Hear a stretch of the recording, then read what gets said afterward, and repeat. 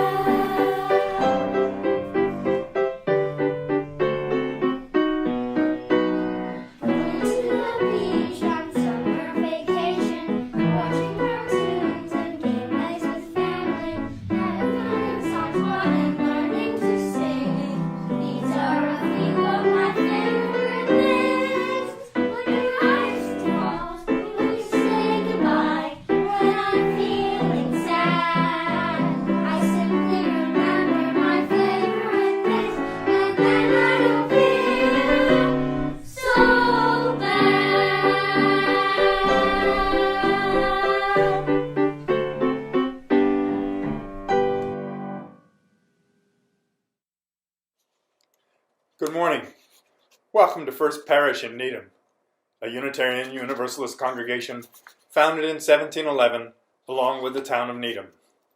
We are a proud LGBTQ welcoming congregation, climate justice seeking green sanctuary, and a level 2 sanctuary supporting congregation for immigration justice. Whoever you are, whatever your background, and wherever you're watching from, you are welcome here. My name's Phil Lyons. My pronouns are he, him, and his. I've been a member of First Parish for 13 years. In that time, I've served on the Continuing Education Committee, the Worship Committee, and sung in the choir and with the First Parish Singers. I'm currently chair of the Worship Committee. Our committee strives to support the staff in making worship services go smoothly and effectively. This is the final service of the regular church year, and we will be helping out with a modified flower exchange to be held at 12:30 this afternoon outside the church. Come with a flower and a mask. I hope many of you will be able to join in that tradition. After today, Reverend Katie and Jenna will be taking the summer off, but we will continue to offer worship services each Sunday. Next week, we will be streaming the worship service from our denomination's General Assembly, which is being held online. After that, there will be a few visiting preachers, a few lay-led services, some congregational virtual field trips to other UU congregations' services, and maybe even some surprises. So we hope you keep coming back every week all summer and keep watching for the electronic newsletter to get more details. As you know, what's happening right now at the congregation is very different from usual because of the COVID-19 pandemic. Although our building is closed, our faith community is open. We hope everyone will plug into our Zoom gathering opportunities throughout the week, including Zoom social hour after every Sunday service. Some of the other meetings will even be continuing in the summer. You can learn more about all that's happening at First Parish by going to our website, uuneedham.org, or following us on Facebook, Instagram, and YouTube. To get the Zoom links, please sign up for our weekly email newsletter by going to our website and clicking Get Involved Newsletter, or sending your request by email to office@uuneedham.org. Our sincere hope is that these online services and connection opportunities will help us keep the physical distance required during this pandemic without losing much of the spiritual, emotional, and social closeness that we treasure in our faith community. If you're watching this service as it live streams, please take a moment to say hello and introduce yourself in the YouTube or the Zoom chat box. Welcome again to everyone, and good morning. Welcome again to everyone.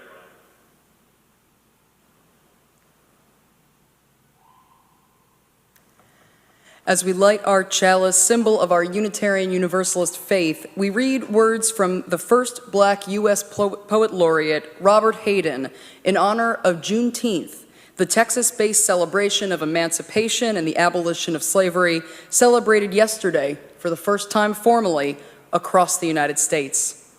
This is Hayden's poem, Frederick Douglass. When it is finally ours, this freedom, this liberty, this beautiful and terrible thing needful to humanity as air, usable as earth, when it belongs at last to all, when it is truly instinct, brain matter, distol, systole, reflex action, when it is finally won, when it is more than the gaudy mumbo-jumbo of politicians, this man, this Douglass, this former slave, this Negro beaten to his knees, exiled, visioning a world where none is lonely, none hunted, alien. This man, superb in love and logic, this man shall be remembered. Oh, not with the statue's rhetoric, not with legends and poems and wreaths of bronze alone, but with the lives grown out of his life, the lives fleshing his dream of the beautiful, needful thing. May we all live our lives in the light of courage and determination for equity and freedom for all. Good morning. Our opening hymn, Gather the Spirit, was written by Euro-American Unitarian Universalist singer-songwriter Jim Scott. Please join us in heartfelt and joyous spirit as we sing Gather the Spirit.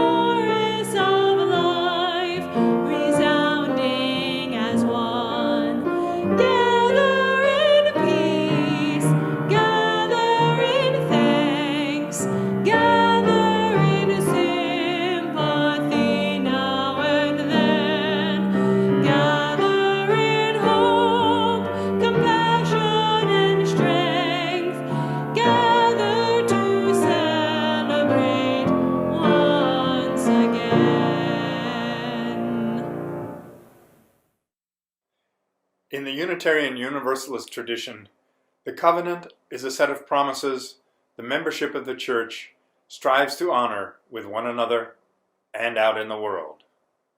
Please say along with me from home the words of our parish covenant as shown on your screen. We gather as a loving community to encourage and comfort one another. We gather as a diverse community to support each other in our search for spiritual truth. We gather as a service community to live our beliefs through action and care for our world. Though we cannot gather in person during this time, we are living these promises every day. Good morning, First Parish friends. I have to admit that I am sad to be recording my last time for all ages for you all. But I'm also really proud and filled with love as I remember our 3 years together. I'm going to start our time for all ages with a second chalice lighting, the one I do with our kids each week, that highlights our values and what makes us special as Unitarian Universalists. Repeat after me. We gather with thinking minds. We gather with loving hearts. We gather with helping hands. During our first year together, we took the time to listen and explore and share, and most of all, listen. First Parish, we accept all people and all donuts.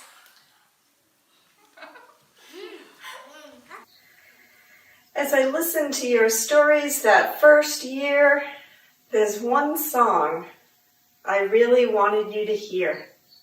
Let me sing it for you now as I share some pictures from our first year together. Enter, rejoice, and come in. Enter, rejoice, and come in. This will be a joyful year. Enter, rejoice, and come in. Open your hearts, everyone. Open your hearts, everyone. This will be a joyful year. Enter, rejoice, and come in. Don't be afraid of some change. Don't be afraid of some change. This will be a joyful year. Don't be afraid of some change. Enter, rejoice, and come in. Enter, rejoice, and come in. This will be a joyful year. Enter, rejoice, and come in. By our second year together, we were listening with love. We talked about the platinum rule, treating each other the way the other person wants to be treated. We talked about the languages of love and that there's different ways we can show we care. And we were really owning the interim process, honoring our past, naming our identity, exploring available resources, sharing leadership, and envisioning our future. We learned to try new programs together. We pivoted to try other new programs. And above all else, we were having fun, living and exploring our values. We are dancing Sarah Circle. We are dancing Sarah Circle. We are dancing Sarah Circle, siblings one and all. Here we seek and find our history. Here we seek and find our history. Here we seek and find our history, siblings one and all. We will all do our own naming. We will all do our own naming. We will all do our own naming, siblings one and all. On and on the circles moving, on and on the circles moving, on and on the circles moving, siblings one and all. We are open, we are shining, we are open, we are shining, we are open, we are shining, siblings one and all. Our second year went so well that we made a mutual agreement to do an unprecedented third interim year together so that we could keep going deeper, exploring how we can bring our values into the wider community and keep going deeper at First Parish, growing and learning together. But all of a sudden in March, a pandemic hit and we had to pivot to a whole new plan. Enter our Emotional Resiliency Plush Pals. This is a special kit of the Plush Pals that I will be leaving at First Parish, including Thoughtful Turtle, Loving Lion, Caring Chipmunk, Breathing Bear, Empathy Elephant, and Llama, Living Our Values. This is my gift to the RE kids at First Parish. And here is my song to honor our third year together. This little light of mine, I'm gonna let it shine. This little light of mine, I'm gonna let it shine. This little light of mine, I'm gonna let it shine, let it shine, let it shine, let it shine. Everywhere I go, I'm gonna let it shine. Everywhere I go, I'm gonna let it shine. Everywhere I go, I'm gonna let it shine, let it shine, let it shine, let it shine.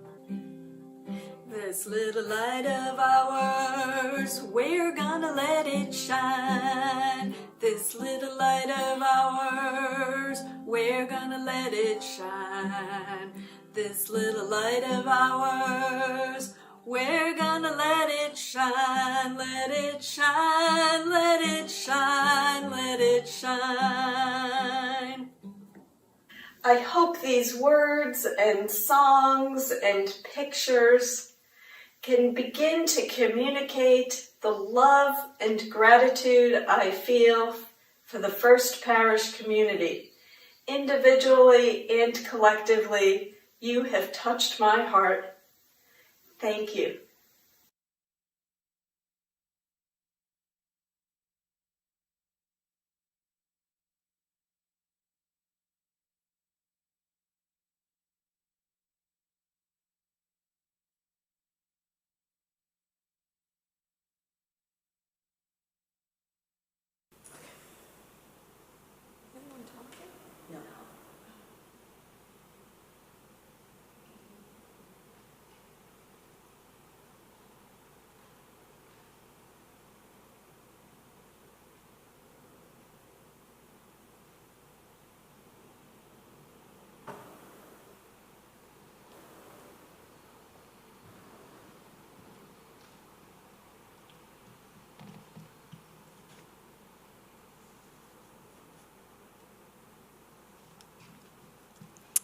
It is now time to share with one another our joys and concerns from the past week.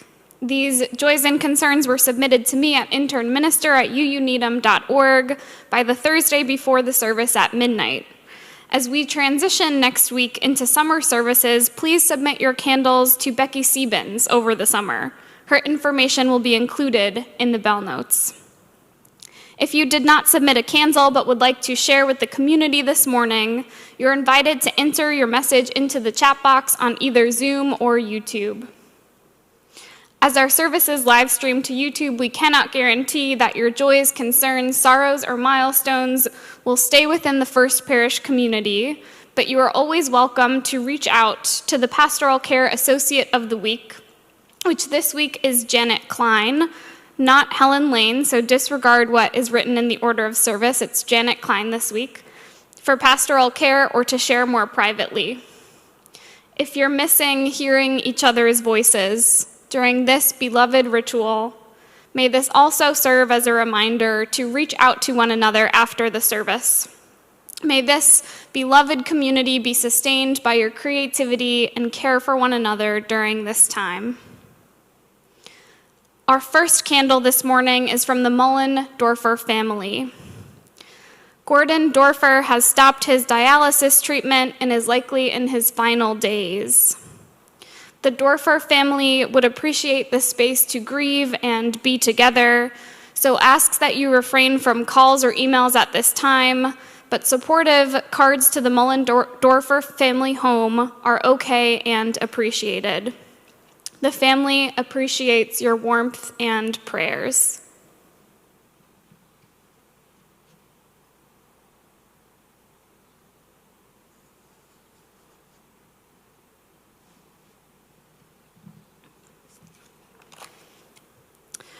Our next candle is a candle of grief from Susan Condon upon the death of her father, Jim Bitzer, this month.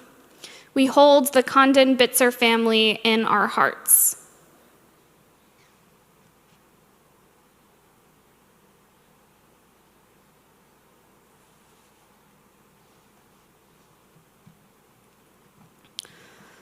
Our next candle this morning is a candle of sadness and remembrance from the First Parish staff that we marked 600,000 deaths from the COVID-19 pandemic here in the United States this week. Each one somebody's parent or sibling, child, friend, or partner. We hold as a First Parish community the complicated layers of feelings around the pandemic as it still drags on, even as many of us are vaccinated.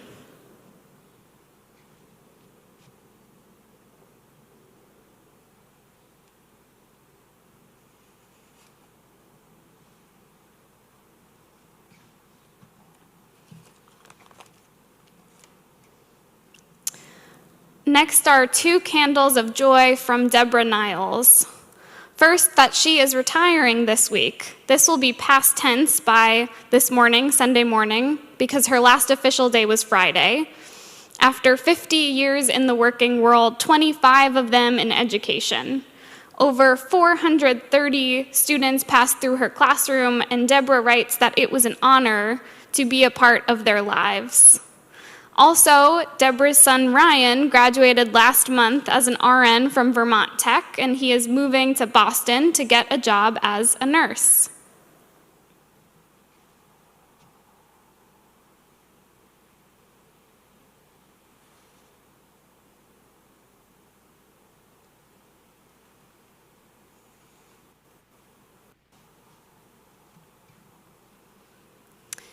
Next is a candle of thanks from Barbara Ridge to everyone who sent cards, flowers, and offered condolences upon the death of her sister. All of the support was a great comfort to her and her family and was deeply appreciated.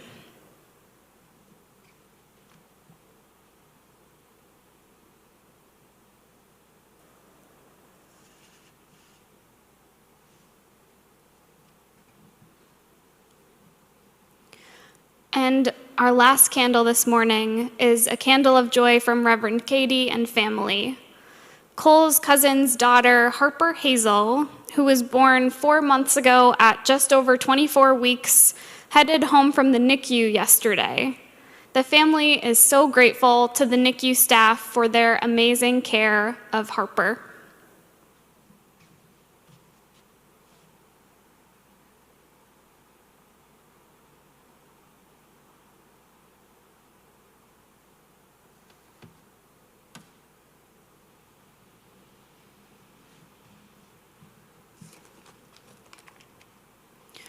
For all the joys and sorrows that we still hold in our hearts this morning, and in acknowledging the prayers of our neighbors near and far, we light one final candle.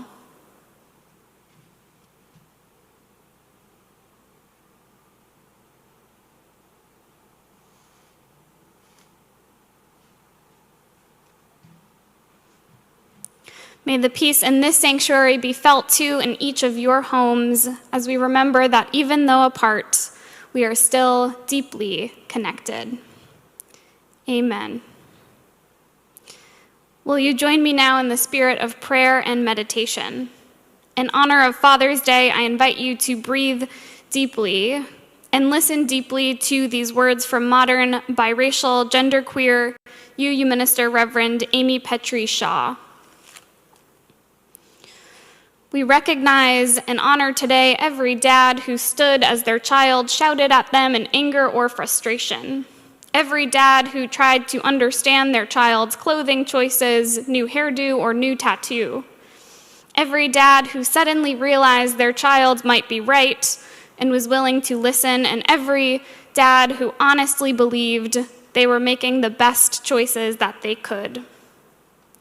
We honor every dad who screwed it up, got it wrong, tried again, got it right, and often went from being the dumbest soul alive to the pinnacle of brilliance and back again in one day, according to his children. These are our dads. We honor and recognize today all those who taught us what they knew and forgave us when we got it wrong. Those who wanted to teach us but left too soon or simply did not know how to teach at all. Those who walked us to the bathroom in the dark, and those who turned on the lights and waited up for us to come back on our own. Those who let us break their binoculars and steal their shirts, and those who taught us why it was wrong to break and steal. These are our dads. We recognize and honor today all of the men who taught us what it meant to be honest, even when it was embarrassing, to tell the truth and admit to our faults, to be human. We recognize, too, those fathers who could not teach us these things because they did not know themselves, but who hoped and prayed that we would do better than they ever did. These are our dads. Today we recognize and honor all of the men who have been there or tried to be there, no matter what. Those who have remained calm in a crisis, and those who could not remain calm but did not run away. Those who did run away but came back again, and those who never came back but always wished it could have been different. They are our dads, rich and poor, tall or short, slender as a pole or round as a basketball. They are the men who helped to raise us, and those who formed us through their actions and lack of actions. They are our dads, birth fathers and adoptive fathers, stepfathers and foster dads, fathers who have no children themselves but who step in to help to raise the child of a neighbor or a friend. Grandfathers and uncles, single moms who've had to learn to go beyond motherhood. Trans dads who have given birth, trans dads who didn't, queer dads and gay dads and female partners willing to take on the role. They are our dads. Through love and hatred, joy and tears, addiction, mental health issues, perfect health, sickness, aging, wealth and poverty, absence and presence, they are our dads. They are because of us, and we are because of them. They are our dads.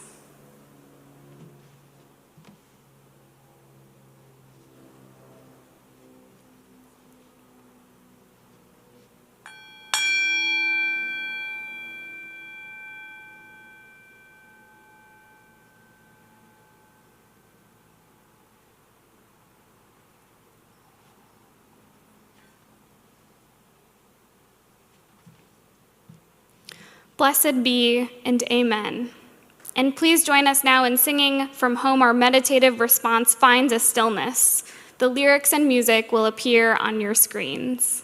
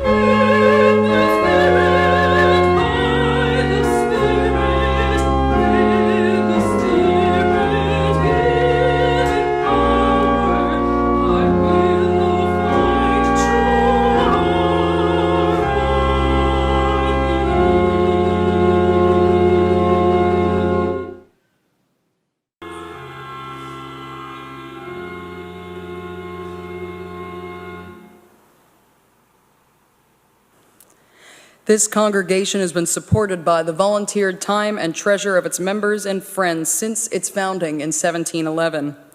This is the time in our service when we, the modern stewards of the church, offer what we can to build and sustain the congregation and the world we envision. Our collection for the month of June will be split equally between First Parish and Out Metro West.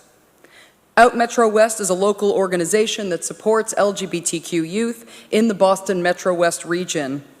It began in 2011 at the Wellesley Hills Unitarian Universalist congregation. Out Metro West provides education and fellowship primarily through 5 small group programs: Wagley for all LGBTQ high schoolers and their allies, Umbrella for trans and gender nonconforming high schoolers, Nexus for LGBTQ middle schoolers and their allies, Shine for gender-expansive younger children, and Hangouts for BIPOC LGBTQ youth. It also hosts workshops for the wider community and drop-in hours for LGBTQ youth and their allies. During the COVID-19 pandemic, their programming has moved online, and their work is more important than ever. To donate to today's offering, you can use one of 3 methods. You can use our Text to Give program through the number 73256 with the exact wording of "You Need 'em" space plate or Pledge 21 space $, and the amount you want to give. You can mail a check to First Parish at 23 Dedham Avenue, or you can make a donation through our website, youneedem.org, and select Donate Now under the Giving box. Whichever way, remember to specify whether your donation is meant for the plate collection or for your annual pledge. Thank you for everything you are able to give to help support and sustain this congregation and the vital work of our community partners. Please take these next few moments to give what you can and know that it will be gratefully received.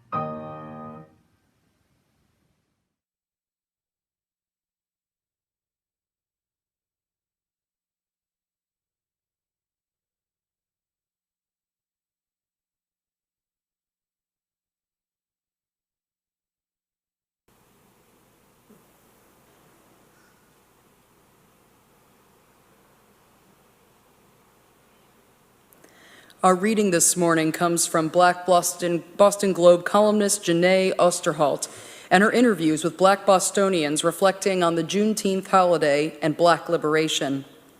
She writes, Freedom Day, Emancipation Day, Juneteenth. June 19th, 1865 is when it happened. More than 2 years after the Emancipation Proclamation, 2 months after the surrender of Robert E. Lee, enslaved Black people in Texas found out they were finally free. More than 150 years later, we have far more freedoms than our enslaved ancestors. Our privileges are plentiful compared to our elders of the Jim Crow era, who were told they were free and then murdered, denied basic decency, redlined, and criminalized for daring to live freely. Yet the fullness of freedom is something we as Black people have yet to experience, even in 2021. America is no one's freedom land, not even for the white man. He may have power, but I don't believe one can ever know freedom when one's reign rests on the pain of others. What does Black freedom look like? Black folk in Boston will tell you. Kimani James, youth advocate, former Boston School Committee student representative, Boston Latin Academy, class of 2021. Black liberation means dismantling racist, oppressive systems that were built to suppress Black people and keep them from thriving. If the foundation is rotten, the whole thing is going to be rotten. But that's just one side of the coin.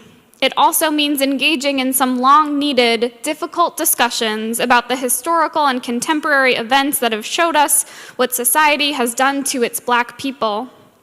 It's about removing financial barriers and racist housing policies and gentrification, and making sure we are funding our public schools correctly so that students are also given the support that they need. Black liberation means we do the necessary and hard work so that we can come to a point where police officers aren't shooting Black people for fun, where Black parents don't have to send their children miles and miles away to get a good education, where Black children don't have to grow up hearing stereotypes and negative stigmas about their people, where Black children don't have to sit in history class and hear all Black history is about how the white man subjugated us. There needs to be change in the fabric of society for Black liberation.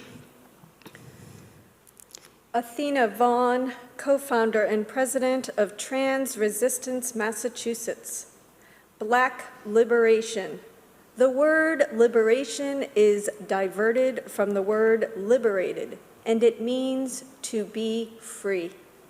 As a Black trans woman, it means so much to me because it means to be seen, to be heard, to feel safe.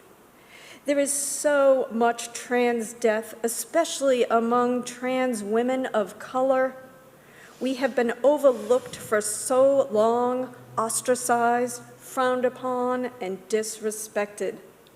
Liberation for me as a Black trans woman who is trying to speak up for others who don't feel that they can means to be free just to be me in my own space and enjoy who I am and the people around me. It means to create spaces, to create hope, to give back. To be liberated shows me that change can happen, that should happen, and should have happened a long time ago. Stop treating us as a number.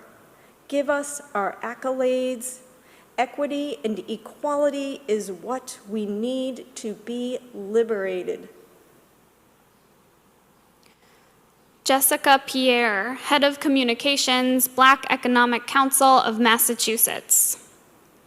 To me, Black liberation is all about access. Access to build generational wealth, access to express our joy, pain, sadness, and anger without fear of repercussions, access to happiness, access to healing, access to institutional power, access to good health and stable housing, access to just be. Slavery ended over a century ago, but limiting access has been an effective and legal tool to continue to keep Black people in America in chains. If this country truly wants to value Black lives, then we must be given the same access and privileges as our white counterparts. Or else, America will never live up to its values of freedom and justice for all until Black people are liberated. Gavin Smith, 34, head of school at Boston Latin Academy. I think about Black liberation all the time. I tend to think about what Black spaces look like, and what I am like, and what others I know are like in those spaces, and I think that it is in those spaces that we are at our freest to be our true selves. Black people have this way of navigating the world where we are always so thoughtful in our approach to things, a survival tactic passed on from generation to generation. You go anywhere in the city and you have Black people who want to do well and who live and die by Boston. So many of my students don't want to leave. 80% of our students stay in Boston. People genuinely want to be here and they want to thrive here. But I don't think there is enough intentionally done by people in power to make that happen. So being able to create spaces for dialogue and celebrating the richness of our very diverse cultures and our very diverse perspectives is really important. I think everyone that I know of the diaspora just likes to see Black people winning and Black people happy and Black people thriving, and any space where that happens is home. Being able to be yourself unapologetically, to be unapologetically Black, that would be the ultimate form of liberation. Here ends our reading.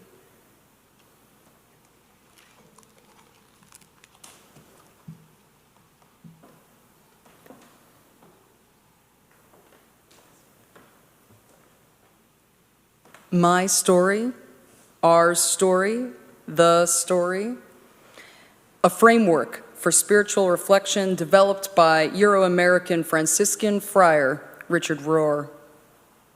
My story, well, you all know a lot of it. Born in the Upper West Side of New York City, raised in Northern Virginia after a brief stint outside Schenectady, New York, Catholic on both sides of my family, the Italian side and the mixed bag European side, converted to Unitarian Universalism at age 13. Moved to Pittsburgh, joined the UU campus ministry at Carnegie Mellon, became vegetarian, graduated with a degree in psychology and creative writing, not religion, and moved to Boston to work at a charter school, and then to Northeast India to support the Unitarian Union to build a small rural orphanage.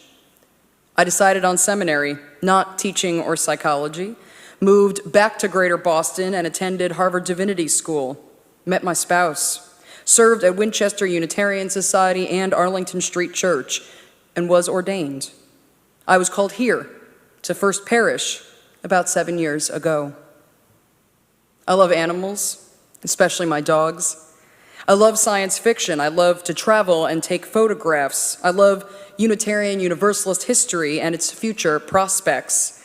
I am a loyal friend and family member. I am a godmother and auntie. I am an extrovert. I became a parent during a pandemic. I struggle with change, but strive to be a change maker. I am a minister. Now, some of you may recognize parts of yourselves in my story, but each of us, of course, is unique. I was reminded of this just last week when I gathered outdoors with some members of our DLRE search team and our incoming religious educator, Sarah Elizabeth.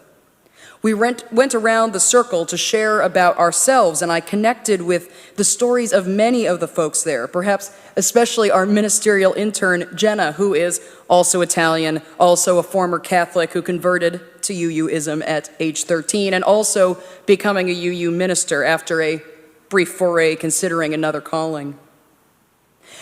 But in fact, we are all unique, even me and Jenna. Reverend Dr. Howard Thurman, the Black civil rights theologian, pastor, and dean of Marsh Chapel at Boston University, declared in his baccalaureate address at Spelman College in 1980, "You are the only you that has ever lived.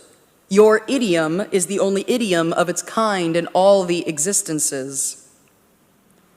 Thurman went on, "There is in you something that waits and listens for the sound of the genuine in yourself. And sometimes there is so much traffic going on in your mind, so many different kinds of signals, so many vast impulses floating through your organism that go back thousands of generations, long before you were even a thought in the mind of creation. And you are buffeted by these. And in the midst of all this, you have got to find out what your name is. Who are you? How does the sound of the genuine come through you? The sound of the genuine is flowing through you. Cultivate the discipline of listening to the sound of the genuine in yourself." We have many names for the sound of the genuine, as Thurman calls it: our spirit, our soul, our selves, our calling. Surely a significant part of the truth we seek as spiritual seekers is the truth of ourselves, our unique personalities and quirks and gifts and growing edges that create and are created by our experiences. Our unique stories intersect with one another as our story, my story, our story, the story. Thurman warned us against the traffic of our minds, a call to mindfulness and contemplative practice, and he warned us about the drone of the dominant culture, a call to critical thinking. But a pastor and educator like Thurman was not advocating for a life of solitude, not saying that every person is an island. Each of our my stories is contained within many our stories. Our relationships are part of each of our my stories. Our unique stories intersect and relate here at First Parish. Understanding our story as a community of unique individuals, of individuals who are part of many different communities, is fertile ground for spiritual reflection for at least two reasons. First, as Friar Rohr wrote, our story is the dome of our group, our community, our country, our church, our nationality, or ethnic group. These groups are the necessary training grounds for belonging, attaching, trusting, and loving. Our story, our community's stories, influence us and are influenced by us. We all have varying levels of control and influence over our stories, the communities of which we are a part. This is, again, a call to mindfulness about which communities we actively affiliate with. As 20th century Euro-American UU minister and theologian Reverend James Luther Adams said, playing off a biblical statement from the prophet Jesus, respecting the associational dimension of human existence, we may say that by their groups you shall know them. It is through group participation that sensitivity and commitment to values are given institutional expression. It is through groups that social power is organized. It is through groups that community needs are brought to the focus that affects public policy. It is through groups that the cultural atmosphere of a community and a nation are created. This is the first part of the fertile ground of spiritual reflection on our story. And then second, understanding our story is a call to critical thinking. Our story begs the question, how well do we know the stories of our neighbors and how our stories intersect, are the same, are different? Do we have a complete picture of our story, of our town, our state, our nation? Can we act with humility, knowing that our understanding of our story will always be a work in progress? Can we commit to actively improving our understanding? Nigerian writer and speaker Chimamanda Ngozi Adichie gave a viral TED Talk on the danger of a single story about a decade ago. She reflected on her experience coming to the United States for college and crashing into American single-story stereotypes about Africans, as well as her experience when she herself let a single story transform into a false assumption about others. She said, "I've always felt that it is impossible to engage properly with a person or a place without engaging with all of the stories of that person and that place. The consequence of a single story is this: it robs people of their dignity. It makes our recognition of our equal humanity difficult." So what if, before my trip to Mexico, I had followed the immigration debate from both sides, the US and the Mexican? What if my mother had told us that our live-in helper, Fide's family, was poor and hardworking?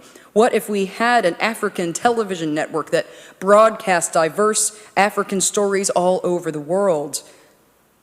What the Nigerian writer Chinua Achebe calls a balance of stories. Adichie concludes, stories matter. Many stories matter. Stories have been used to dispossess and to malign, but stories can also be used to empower and to humanize. Stories can break the dignity of a people, but stories can also repair that broken dignity. When those of us who are not Black Americans hear the words of our neighbors as they reflect on Juneteenth and Black liberation, we are reminded what might be missing from our understanding of our story as Massachusetts residents, our understanding of our story as Americans.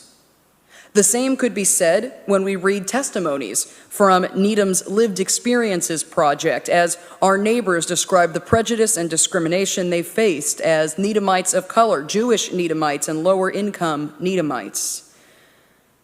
And at First Parish, specifically, we must always be ready for a new my story to transform the our story of our congregation.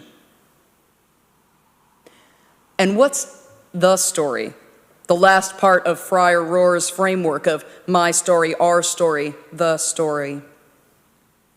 Rohr explains it as the realm of universal meaning. This sacred canopy is the story that is always true, the patterns that every culture and religion discover in some manner. In many faith traditions, there are clear, albeit complex, answers to what the story is. Maybe something about God having a plan, the necessity of ritual and remembrance, cardinal virtues, chosenness or purpose, love and fair treatment towards others. Even in the historic theologies of our Universalist and Unitarian traditions, we get a guess for the story. In Universalism, that all of humanity shares a common positive destination, and in Unitarianism, that humanity will progress in character and community onwards and upwards forever. In process theology, popular within UU circles and other progressive faith traditions, one might say that the arc of the story is co-created between us and a power greater than we fully know. In modern Unitarian Universalism, well, I think we know if we don't even have a good grasp on our story, we're really only going to have a guess at the story. Perhaps we could say we definitely don't know the story, but we have hopes for it. We hope that the story has a common, positive destination for all people, has humanity actively progressing in character and community, has love and fair treatment, perhaps even liberation and flourishing for all beings living on this gorgeous and fragile earth. We will act as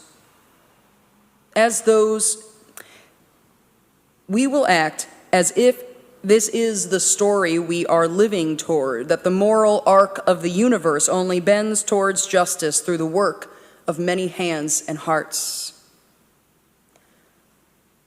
Just this week, queer Euro-American UU staff member for our New England region, Ren Bellavance Grace, wrote about the story for our faith tradition, well-timed for me to share it with you. She wrote, "The Latin roots of the word religion means that which binds together. Eventually, I understood myself and my congregation to be part of a much wider, deeper, more complex and dynamic faith tradition.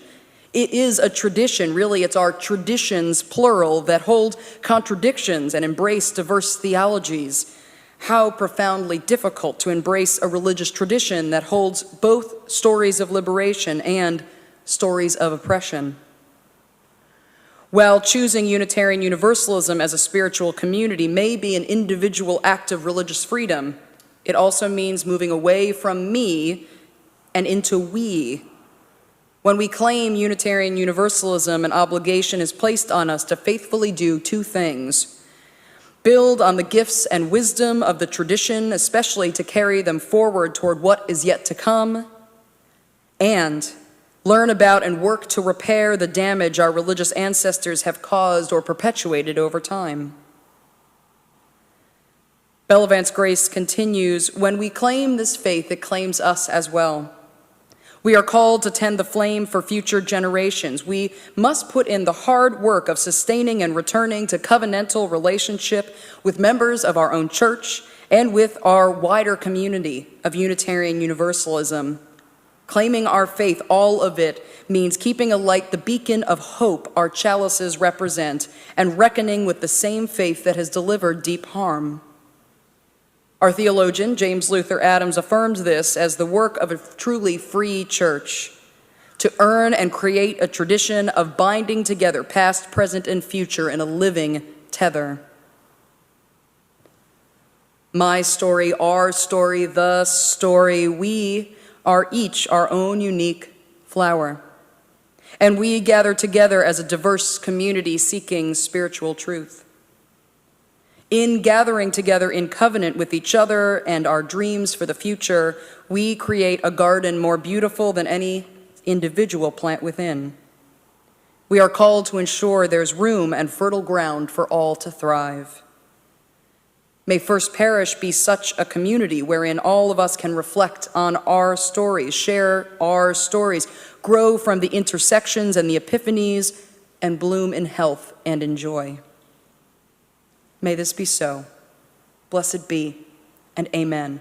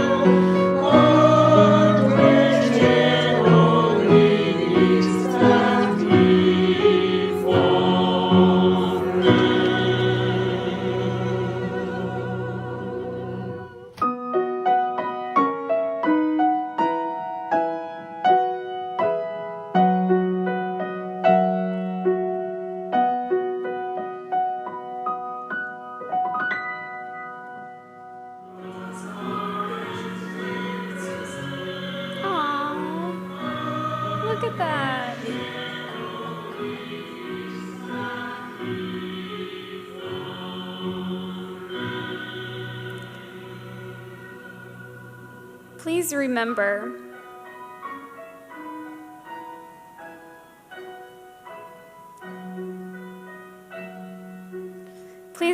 that you are welcome to join into our Zoom social hour just after the service has ended, and our outdoor in-person flower communion ritual on the lawn just after that.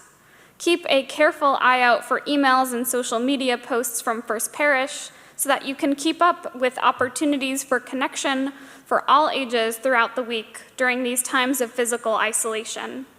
You can sign up for our weekly email by clicking on the subscribe to newsletter on our website, uuneedham.org.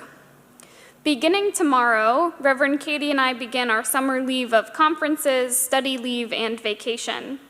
We cannot wait to be together again for worship on Ingathering and Water Communion Sunday on September 12th. Keep a careful eye out for communications over the summer from the reopening task force on what that and the following services may look like and how to participate in the way that suits you best. Please refer also to your bell notes for how to be in touch with the Pastoral Care Associate of the Week for Pastoral Care over the summer, and how to log into summer worship services, which will include a combination of field trips to other churches and services led by lay members, local seminarians, and our summer minister for pastoral care, Reverend Dr. Michelle Walsh.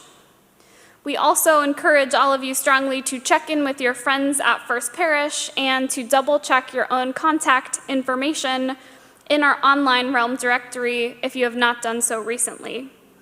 Please email our office administrator, Susanna Whitman, if you have any questions about using our online directory. We always extinguish our chalice with words promising to carry its flame in our hearts until we are together again, no matter how long it is until we are together again. As we extinguish our chalice today, please join me from home in saying those words written by Unitarian Universalist minister Reverend Elizabeth Selly Jones. We extinguish this flame, but not the light of truth, the warmth of community, nor the fire of commitment. These we carry in our hearts until we are together again.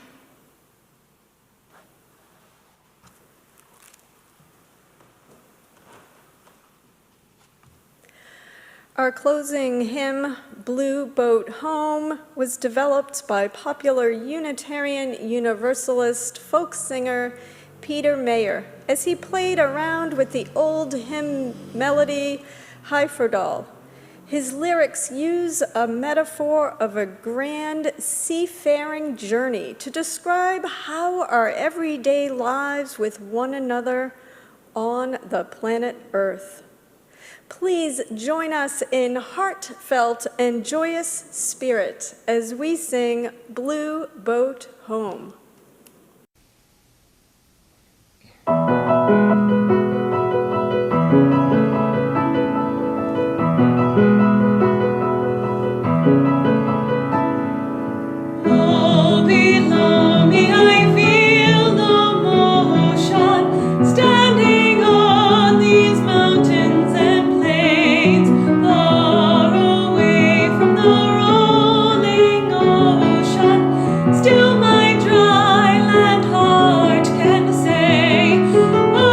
I've been sailing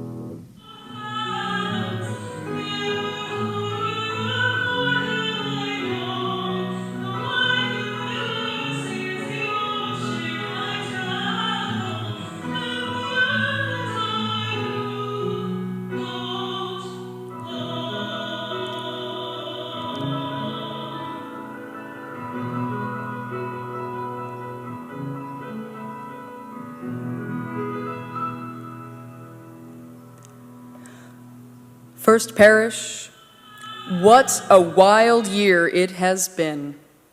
Of the burdens of isolation, crisis, and loss, and of the blessings of creativity, connection, and scientific progress. Take care of yourselves this summer, and I hope and pray I'll see all of you face to face in September as we continue to write our story together. May this be so. Our service begins when our service ends. Blessed be, and amen.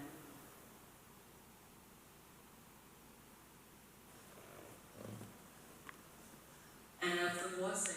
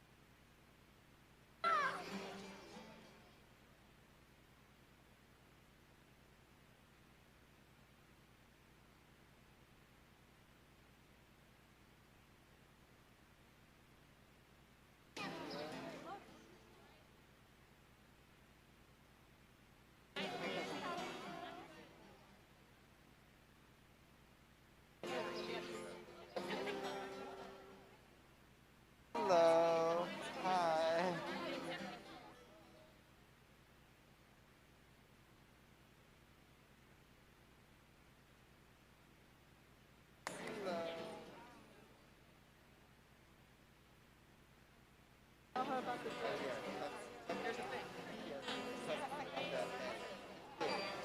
well, after the event of flowers, we're gonna be like, and now we say goodbye to Roberta. All right. No, no. Yeah, That, at the end. At that time, yeah. So just hide it in the head. Never gonna find it. You're working on it, baby. Uh-oh. Chubby little thighs. Oh my God, right? God. They're supposed to be, that's the thing, right? Yes. Oh my goodness. Just roll down the hill. She just gets right back in. Yeah. Yeah. Pretty happy in general. Yeah. We feel very fortunate. This has been a very challenging year to have. At least she's not a challenging baby. As you get say to yourself, you're like, oh my God. Exactly. Yeah. Exactly. Yeah. Above average, I And would say. she doesn't notice. She doesn't know what's going on. Oh, no, not at all. No, she has no idea that this is strange. Yeah, Look exactly. at her. See, she's used to being a daycare. All the kids are bigger than her, but these kids are even more bigger. See, she's got big right here. All right, I'm gonna grab Jenna. I'm gonna Okay. all right, the guys are here.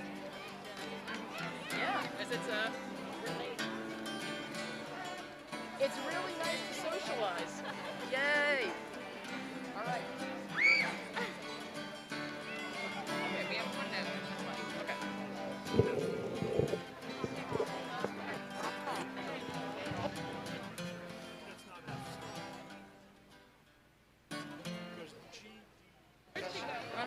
She's like the happiest.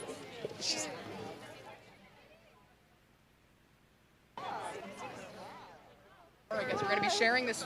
We're gonna be sharing this microphone. Hey there, yeah, it's time apparently. And see, and so the musicians, Chris is here as well. I didn't realize he was gonna come. I don't have their names, do I? Yeah, except for Chris's. So Jim, Dave, and Chris. Somewhere. Hi, everybody. Oh, we are amplified. Hello. If you all could gather round in some capacity. I know we're having a great time also socializing. Gather around. Oh, thank you. Thank you. Just find a good spot for those. Exactly. Thank you. And let's see. I don't think any of our photographers are here. Where's Eric? Oh, well. And oh, I know. What? Well, they should face the camera. What are you gonna do? Okay. Hi, everybody. We're gonna get ourselves started. If anybody at any point during this ritual, that's our first time really being together, if any of you have a phone on you and you want to take a picture, I'd appreciate it. Okay. Let us begin. Please join me in the calling of the cardinal directions. These are words adapted from Euro-American UU religious educator Cassie Langle. You all ready? You're already facing the right direction. Oh, we have to turn around. Spirit of the South, of warm summer days, bring us passion and growth to deepen our roots and stretch skyward, soaking in the sunshine like sunflowers and daisies and marigolds and zinnias. And then we turn. Spirit of the West, of cool fall evenings, bring us gratitude and abundance, harvesting our fruits, splashing the fields with goldenrods and chrysanthemums, cosmos and pansies. Spirit of the North, of cold winter nights, bring us quiet peace to settle ourselves with rest, watching and waiting for the crocus and holly, violas and snowdrops. Spirit of the East, of crisp spring dawns, bring us renewal and rebirth. Plant us like seeds, cropping up like daffodils and buttercups, hyacinths and tulips. And let us turn again to each other. Spirit of life, wind in the sky and foundation of the earth, we implore you to make us like these flowers, blooming where we're planted, each in our own season. The circle of our gathering is open. Welcome everyone to our outdoor flower communion. Thank you so much for being here today, especially after many of us have had such a long physical absence from one another. Even if you haven't, you all are doing so well, even if you have been vaccinated, please just keep your masks on for the safety and comfort of all. Today, we will all take home a small, beautiful reminder of this beloved community. Our flower communion ceremony was created by Reverend Dr. Norbert Čapek for his Unitarian congregation in Prague, Czechoslovakia, in June 1923. His wife, Reverend Maja Čapek, introduced this ritual to Unitarians in the United States beginning in 1940. Many call this ritual the Flower Festival or Flower Communion, and the most direct translation from the Czech is Flower Celebration. The flowers you all brought with you today remind us of our faith community, of its beauty, of its diversity, and of all that holds us together and sustains us on our shared spiritual journeys. Hello, everyone. It's so lovely to see so many of you in person after so long. First, together we will bless these gathered flowers with the words of Reverend Dr. Čapek used. Then Jim, Dave, and Chris, thank you, will play some floral music. And you then invited to come forward and receive a flower. We ask that each person comes forward slowly and mindfully. Maybe you would like to think about how you will nourish your spirit this summer, or what this faith community has meant to you during this strange and challenging year, or what your dreams are for the community and our nation in the future.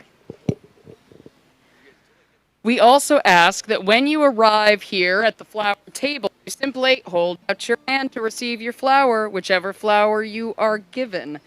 The flower you receive is a gift from some special person in the church, even if it's not your favorite variety of flower. As Reverend Dr. Čapek said, each is to take a flower just as it comes without making any distinction where it came from or whom it represents.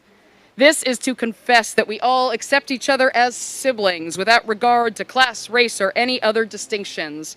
This is to acknowledge everybody as our friend. But if you do have allergies or some other health concerns regarding flowers, we do have silk flowers. Oh, back here. By request, just let us know if you need one. Are we ready to begin? Yes. Then let us bless these flowers in unison with the words Reverend Dr. Čapek left to us. These are your half slips of paper that you just received. Infinite Spirit of life, we ask thy blessing on these thy messengers of fellowship and love. May they remind us, amid diversities of knowledge and of gifts, to be one in desire and affection and devotion to thy holy will. May they also remind us of the value of comradeship, of doing and sharing alike. May we cherish friendship as one of thy most precious gifts. May we not let awareness of another's talents discourage us or sully our relationship, but may we realize that whatever we can do, great or small, the efforts of all of us are needed to do thy work in this world. Like our beloved community here, our flowers are blessed. Please now come forward.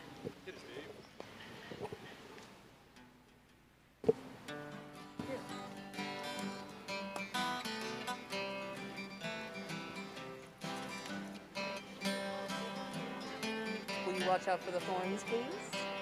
Thank you. So good to see you. Baby, you're so big. Guys. All right, these both have thorns on them. Hold on a sec. Oh, here we go. And a rose for you. Thank you, Tess. Oh, I know, right? Ooh. There's like 3 lines.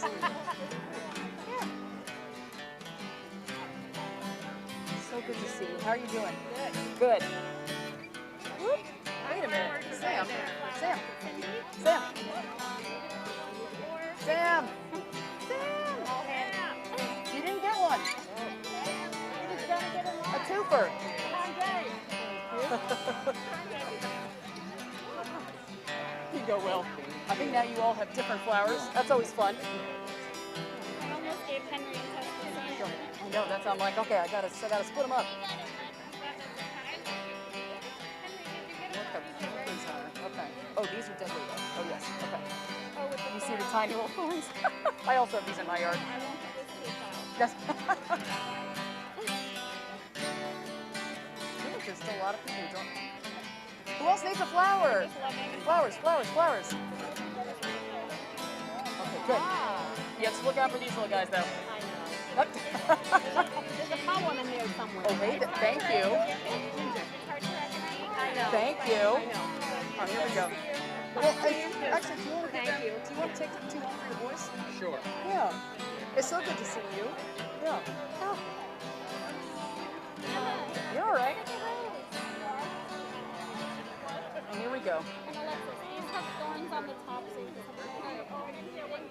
But you're a grown up now, so we can trust you. Hi, Sarah. Hi, Sophia. It's good to see you. You too. Hey, Sarah. Nice to see you.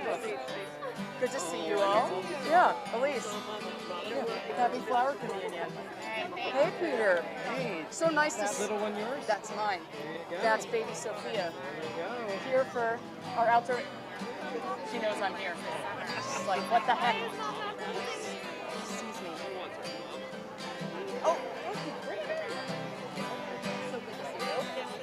How are you doing? Would you like, let's exchange a different flower. How about this one? It's 1,000 flowers. You're very welcome. Yes. Yeah, we're going to do that after.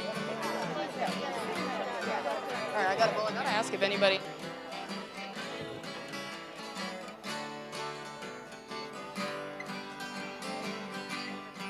If you haven't received a flower, please come forward.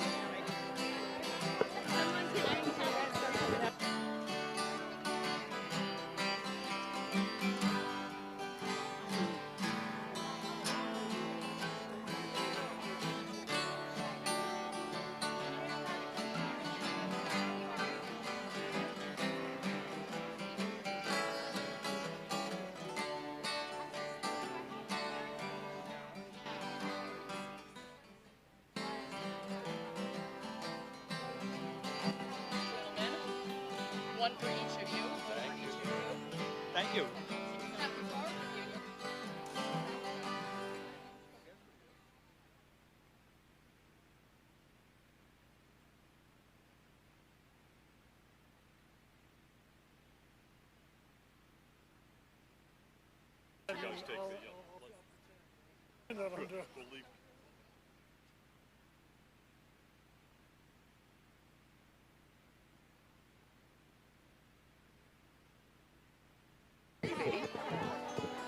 Does anyone else need a flower? Everyone has their flowers. That's up for you, baby.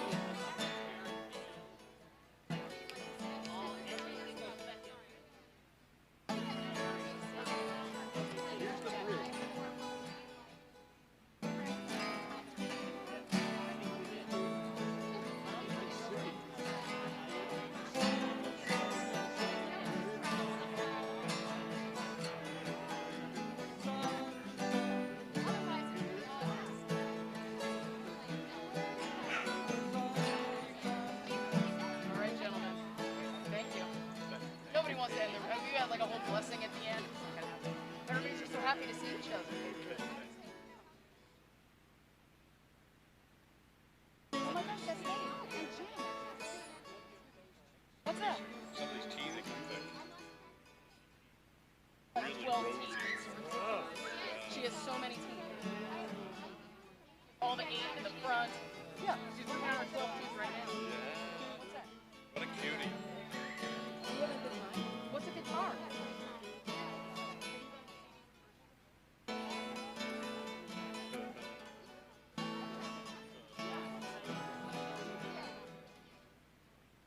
Baby.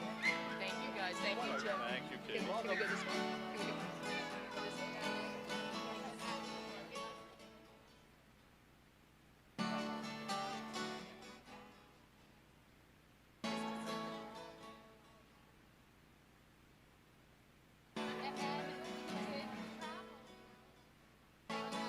Everybody, we're wrapping up, and then we're going to say goodbye to everybody. And then she could go home if she's willing.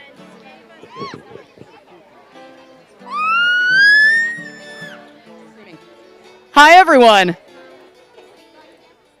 This flower communion, we're closing it. But we also want to make sure that you all have the opportunity, if you would like, in person to say goodbye to Roberta. So, I don't know, has somebody appointed themselves to speak first? Is that you, Kathy? You can say yes. So Kathy's going to come over here and say some things. Oh, okay. No, that's not yours, baby. I can take my mask off for this. I think so. Yeah, okay. Take this off just to talk so that you have a chance of hearing me. Hang on, I got to get this.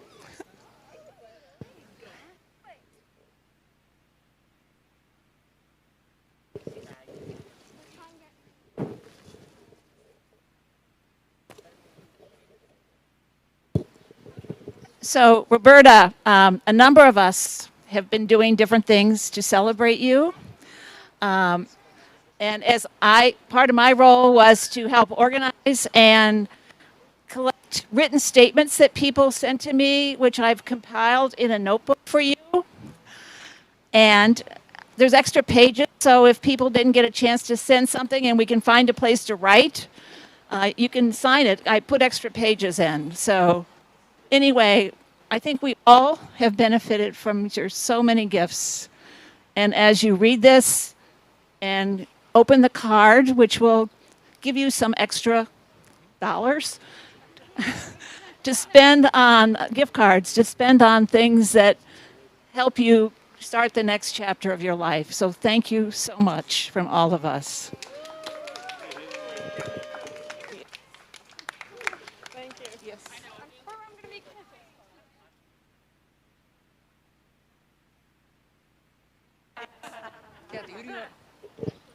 Did anyone else want to speak or bring a very large present? Come on, Will.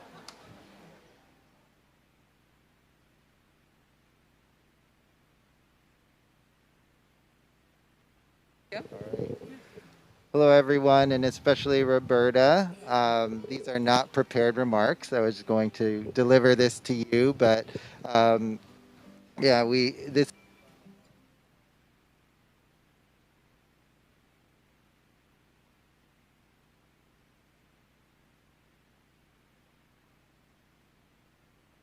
I don't want to say we'll miss you because I know we'll see you again, but we'll miss seeing you as much as we have. So thank you, Roberta.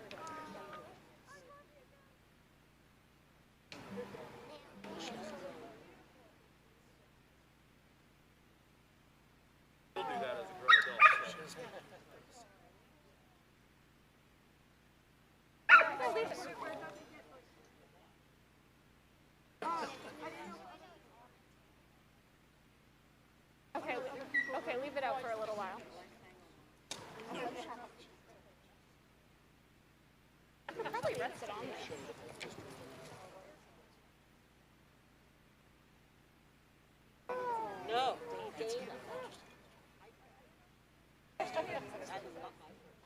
These are gorgeous guys. Aw, yay.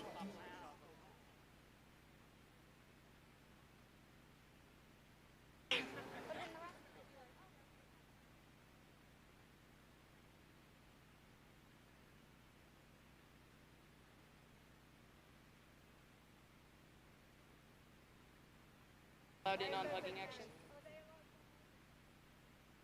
Want a hug? Okay, here we go.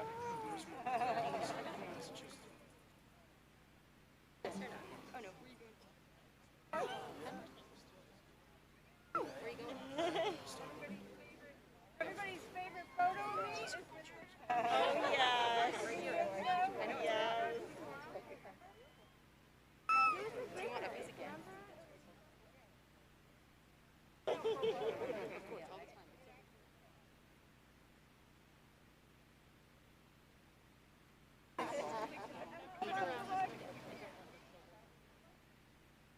Make it bigger than the two. Can I give you a hug?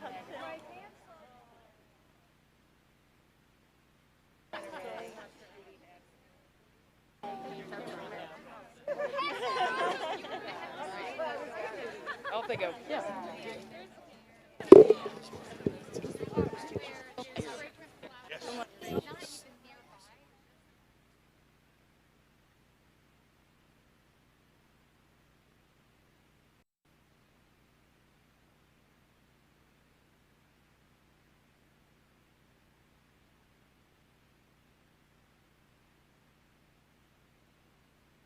Do it, and you're welcome to kind of hang around or go home if it is demanded of you. It's so good to see you all in person. Thank you so much for being here today. Yay!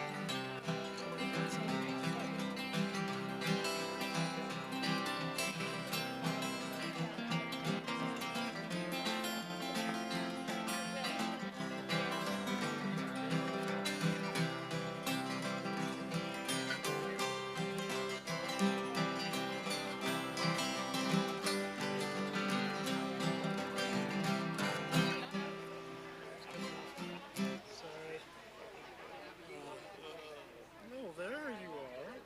Hello. Yep, she wants to come over with, she wants to be with the guitar players. Smart kid. Found the best place to be. Looks like she wants to dance. You like to dance? Okay. No, that's a good. Hit it again, Dave. Well, run it.